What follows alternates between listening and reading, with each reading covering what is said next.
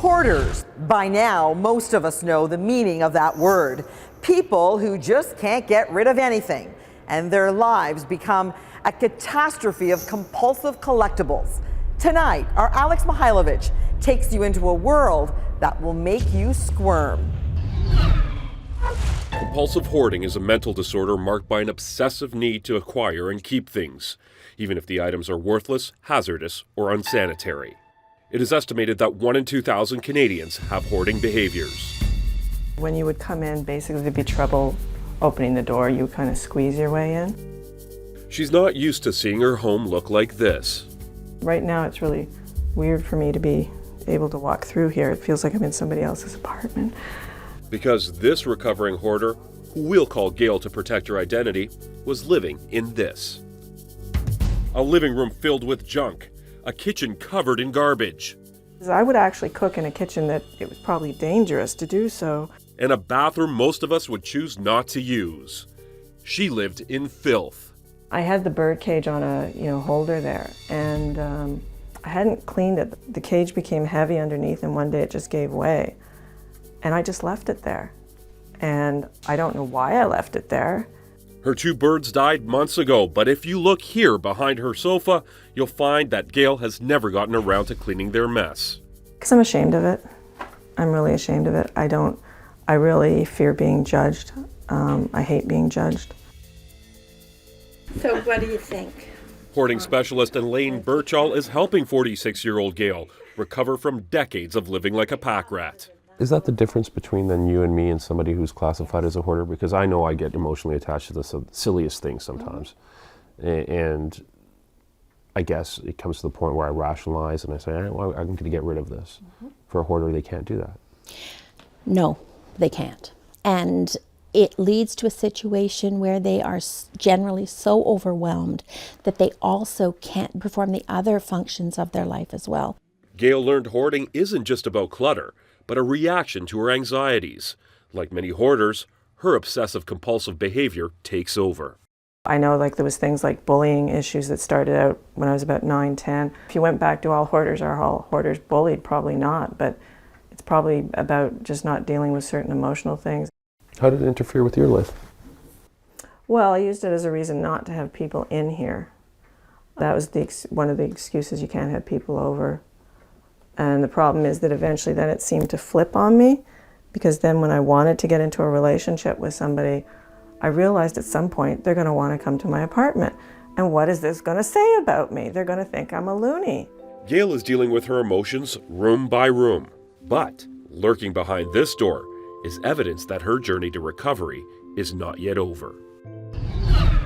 I grew up in a family that was basically extreme hoarding. 50 kilometers from Ottawa, in the rural township of Carleton Place, is where Nick lives. An affluent high-tech expert, he has also chosen to have his identity hidden. I kind of grew up, being ashamed of the state of the house and the fact that I didn't have a comfortable house where I could sit down, and it was just very different from. I knew it was not normal. It was. So. He was scared that he was going to end up in the same situation his mother, his brother, and his sister are still living in. And that is the extreme of the extreme.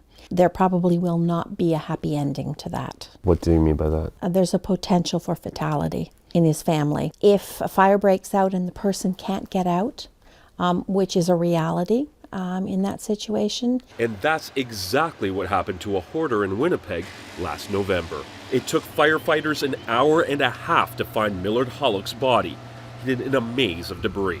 Fire crews said there was so much clutter in this house that it was jam-packed from floor to ceiling. And it's incidents like this the show Hoarders is based upon. It takes viewers inside the debilitating lives of extreme hoarders in crisis. This has really gotten out of control. It's a dirty little secret, which I'm ashamed of. If it came from a normal home and walked in that house, they'd go, oh my God. Her kids got pulled from her home. It was the worst moment of my life when the police parade up your street and tell you your kids have to leave. In order for Patty to regain custody of her children, she needed to clean up her home and seek psychological help. Anybody need a shovel? For most of us, having a mess in our house or in our garage is really no big deal. When we get to it, we'll clean it up. But for Nick, it's a little bit different. Things that I perceive that will be useful, I have more of a difficulty with.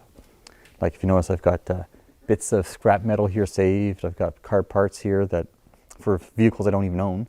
After 4 months of therapy, Nick is now a recovering hoarder.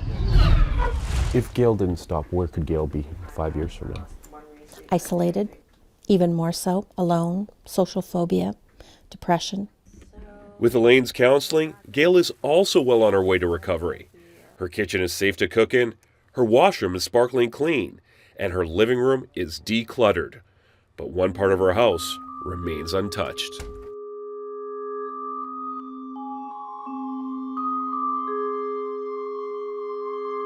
Well, other than the book that Gail left for us here on her bed, the rest of this is not done on purpose.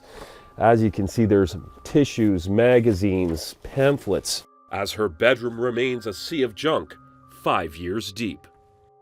Like, I know this sounds kind of maybe a bit pathetic, but you can kind of just crawl into your bed. You don't, as long as your bed's, it's kind of like an island. This feels like what I know. A week after our 16x9 crew left, Gail finally tackled the squalor in her bedroom. Here's some brand new photos of her clean room, and for the first time, she's proud of her home.